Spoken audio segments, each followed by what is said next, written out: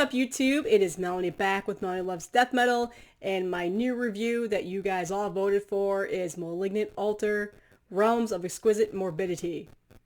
This is a very death metal album name. So I posted a community post on my YouTube a while back, a couple weeks ago. Asked you guys what's the next review you want me to do, and you all chose Malignant Altar, which I was honestly surprised about. Based off of the other choices I gave you, I really thought everybody was going to pick the new Phrenolith album, but you chose Malignant Altar, and that was totally okay with me, because at the time of me posting that, I hadn't really dove that much into this album yet. I hadn't listened to it a whole lot, so this essentially got me to that point. So if you're not familiar, Malignant Altar is a band out of Texas. They had a previous EP called Retribution of a Jealous God on Maggot Stomp, and then Hostile Records did a repressing out in the Asia sphere. And it was incredible. People love that EP. They had really, I would say, built kind of an obsession around it, in a sense that it sells out every time it gets repressed. It's going for an insane price on Discogs, and you're fucked if you don't own it, because you're just not going to find it. So there's that hype around it. So this is their first full length. They haven't released any other full lengths out on Dark Descent Records, and right there. So I got the CD. There are tapes, and the vinyl was actually released last week. I think it's up for pre-order now, and they pretty much just sold out, at least on Dark Descent's page anyway. I think Misaka might have some, so if you're over across the pond, check it out. You might be able to grab one, but I know the tapes and the CDs are still available. So artwork is by Lucas Court or Shogoth Kinetics, if you're not familiar. Incredible artwork, incredible artist. Check him out as well. So Malignant Altar is a band that obviously I knew about, as some of you may not know. They have, I would say, the person that I was most familiar with in the band, Bo Beasley. He's a guitarist. He has been in other bands such as Insect Warfare and then Coffin Grinder. And then I learned of another punk band that he was in that was quite interesting. You can go ahead and Google that. Very not safe for work. Anyway, he's pretty much the main person that I'm most familiar with in the band.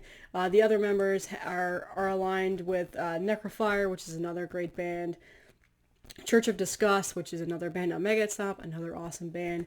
And then Infernal Dominion. So this band has got a lot of other bands that they've obviously been in the scene with. So in general, I think there was a lot of hype around this album. A lot of people were really pumped about it. They couldn't wait, because their EP that came out previously was back in 2018. So it's been several years since they have released any new music. So this was pretty much exciting when Dark Descent announced it. And I remember being really excited about getting it and pre-ordering it, because, again, the hype, there's a lot of hype around this band, and that is very warranted. So this album is simply phenomenal, and it took me about 2 or 3 listens to really digest it and to really come to that conclusion. It didn't click with me the first time I heard it, and I will be 100% honest with you.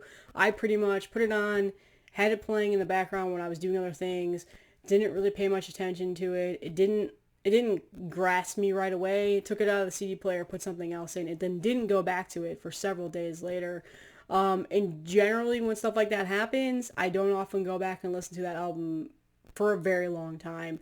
But I started seeing more people talking about it, more people posting about it, and actually a couple people messaged me privately and were like, hey, have you heard this album yet? Like, why haven't you talked about it? What's going on? And I'm like, yes, I have it. I own it. I literally have barely listened to it. So this review, thank you guys, has allowed me to now go back and take more time with it. And I will say the one thing that I was honestly really surprised about was the song lengths.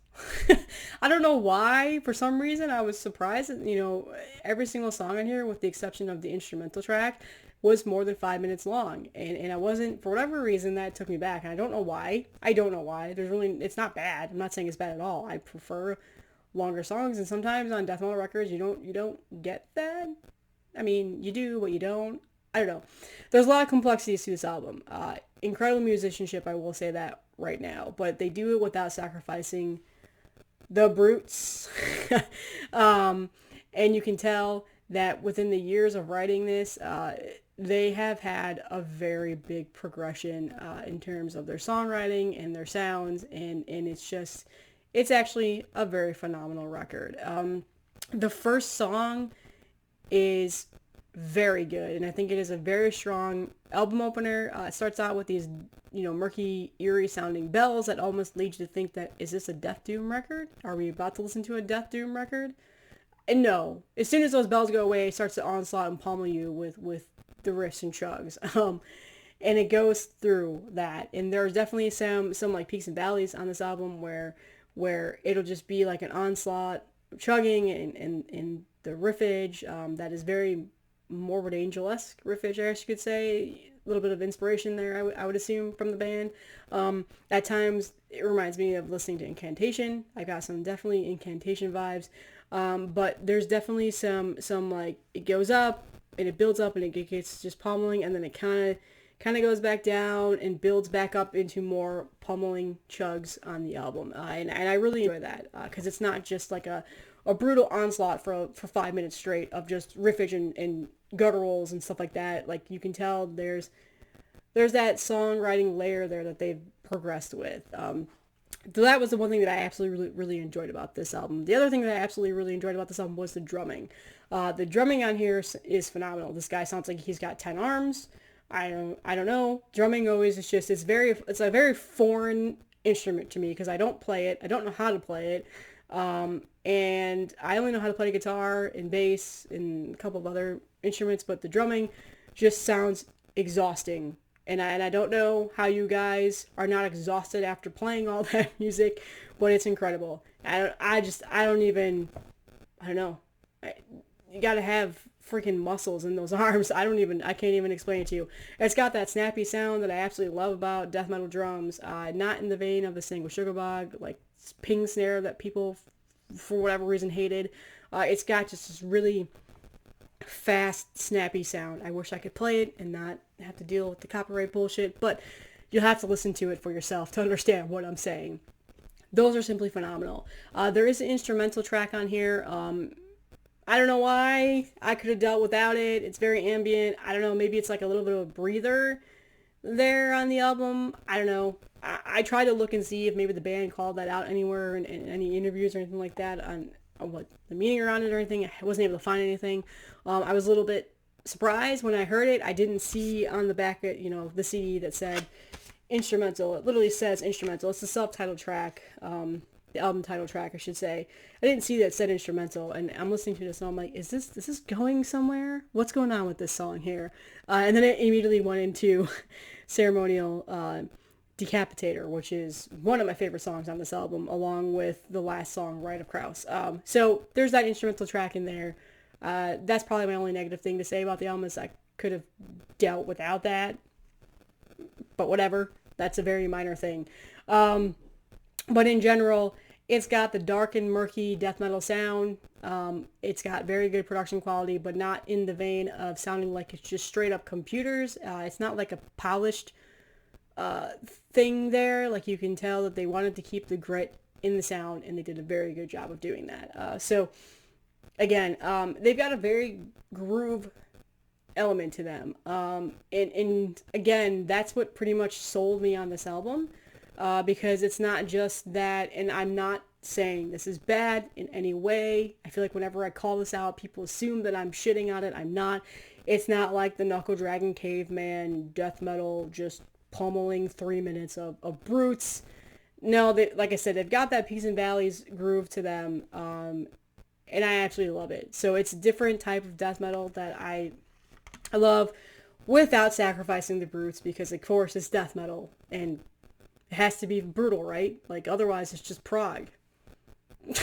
So again, it is a very good album, and I really enjoy it, and so I'm pumped that it's finally out, and I am pumped now for this band because I feel like they're finally here fully after only having EPs out before, and I feel like the potential is so much bigger with this band, and then their next several albums, which I'm hoping you guys release several albums after this, are going to be even better than this. I cannot imagine this being their best release. I simply can't. And if they release an album next year or 2 years from now and it absolutely sucks, you can come back to this video and shit on me all you want. Hold me to my words, but I have a hard time believing that this will be their best work. I think the sky's the limit with this band, and I think they're going to solidify themselves as one of the best newer death metal bands to be out there. And I think they've already pretty much done that, just even off their EP. So check this out if you haven't yet. Again, it's on Dark Descent Records. The tapes are still available. CDs are still available. The vinyl pretty much sold out in the U.S., but it might be available other places. I'm not sure if they're going to repress because of the state that all that's in. But if you absolutely cannot get a physical copy, please go check them out on Bandcamp. I will link in the description. It's also on YouTube. It's on Apple Music. It's on Spotify. It is available. Listen to this album. It gets my thumb up of fuck yeah, this album is great. That's going to be my rating here. So thank you guys, and I'll see you in the next one. I'm gonna post up another community thing that says, hey, what's the next album you want me to review? And we'll just do that for a while going forward. So thank you guys for all the support, and I'll see you in the next one.